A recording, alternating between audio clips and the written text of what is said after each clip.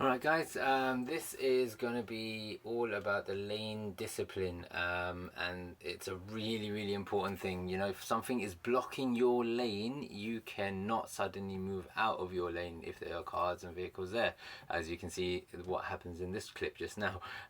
So what you need to make sure is, you can see now the bus is sticking out a little bit. The number one thing is to highlight that the bus is in your lane, okay, and whether you are able to get past that bus by still staying in your lane, and that's the hard bit all of a sudden. So if you look in the top part of the video, you can see there's vehicles, quite large one, vans coming as well, and they are in the way, and you know, you can see that the van had to squeeze through, slow down a little bit, and this is why what the student does on this mock test was bad. Okay, so you have to be very careful. You have to make sure that you are working out if you are able to lane change or not. So mirrors, signal as well. There was a student quite a few years ago, what they did is, there was a similar scenario up in Hendon, and the student wanted to move over. They moved over to the white line, didn't go over it, to be fair, and the examiners, to be fair to the examiner, they didn't fail him on it. It just highlighted that, you know, you're going over that side a little bit close to the other vehicles, you might want to signal,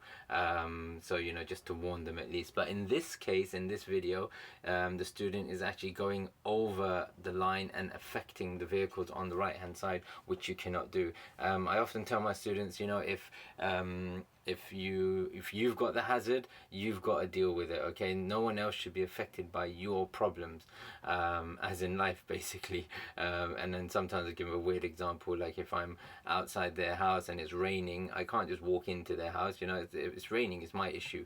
So it's basically the same thing with your lanes. You must not leave your lane if there's a problem. By all means, come to a stop slowly or smoothly if necessary. But in this scenario, it was tough because it was almost like you could get through. I mean, the car behind was able to squeeze through because they're a bit smaller anyway. You can see that the car behind doesn't actually go over the line. They do get very close, but they don't go over. We, however, go over the line into the lane next to us. So have a look at the car up and the top. They're just touching that line, and then, you know, they can get past. But yeah, it is a tough one, but you do have to be careful, and you have to make sure that you are not affecting those vehicles. So hopefully that helps you guys.